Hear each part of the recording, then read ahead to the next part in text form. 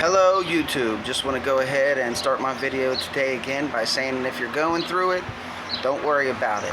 Make sure that you're growing through it. Because no matter what we're going through, as hard as things may seem sometimes, guys, you know what? It's meant to make us stronger. It's meant to make us better. And never be afraid of being wrong. And always work on just building yourself and making yourself better. So I have been trying to explain the way I see the world to you guys on YouTube, and I've made videos and deleted videos, and I was just sitting here thinking, how can I explain the way I see the universe to everyone else? And you know, I've explained that, hey, imagine yourself on a 2D look down at the floor and imagine yourself as a 2D person, and you feel the rays of the light, the heat, you know, on your skin.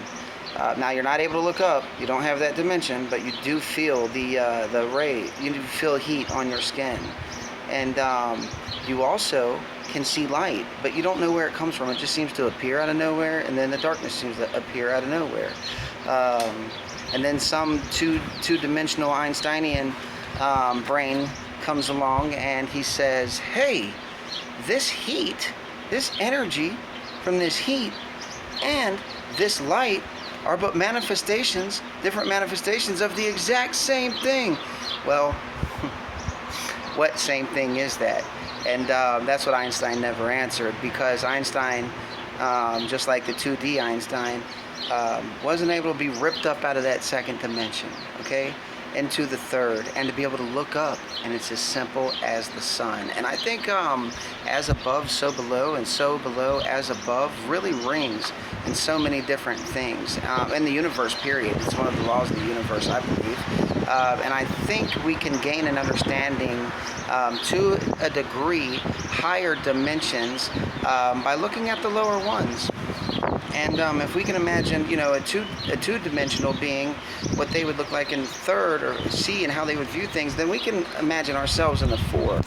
For example, we've went through many phases, and that Lou Elizondo talks about it all the time, and he's given us hints that, I love that guy, Artist and Tony. I think they did a good interview, and Christina Gomez. All you guys, you're awesome, and I hope you support my channel. It's going to get better. I'm building a podcast studio. But anyway, so Lou said, you know, we used to think that the Earth was flat. We all know that. And then, you know, Galileo finally, I think, was you know, the straw that broke the camel's back. He had to do life on house arrest, but you know, he saw the globe. He saw round Earths. He saw the solar system, and then we finally came to that understanding and accepted it. You know, among the masses, but it took so long. And you know, if you look back even to the ancient Sumerians, it looks like they knew. How did we lose that? How did we lose that? You know, how does humanity seem to have amnesia, as Graham Hancock says best? But back to the dimensions. How would we view?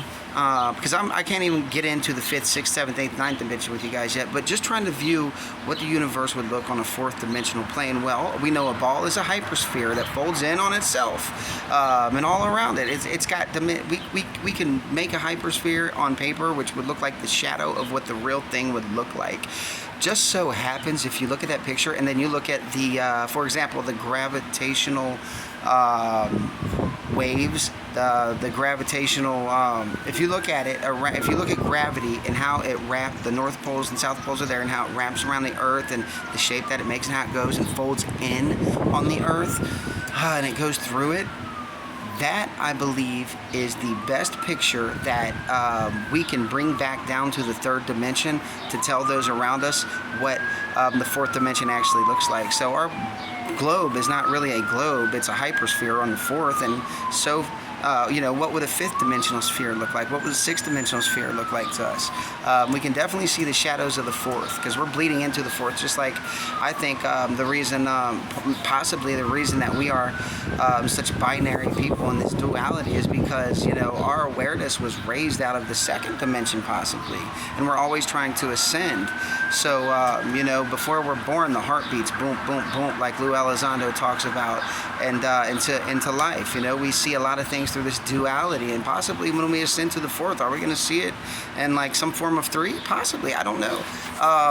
But I've got so much in my mind, I don't want to get way too off track. But what are we going to do when we find out that there are four-dimensional beings that are living on a hypersphere, that the same place we call a ball? Like, of course, you know, if it's a hypersphere and we're three-dimensional beings, just like the two-dimensional being, you know, even if he, you know, he's maybe living right here on the floor in a three-dimensional realm as we know it.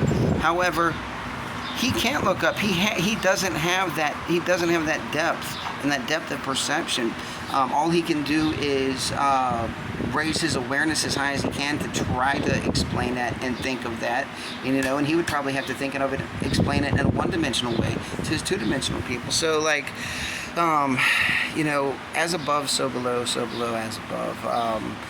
We're living on a hypersphere, I believe, and I think that what we're seeing with the U.A.B doesn't violate any laws of physics. It doesn't create any new ones. Simply, if you look at it from that view, you know, they're able to travel through that dimension. I think that possibly our physical is on, like, I know our physical is on three dimensions, but our mental plane, I believe, is where is on a fourth dimension, or a higher dimension that bleeds into a higher physical plane, and that's where maybe that's where our thoughts and memories are pulling from.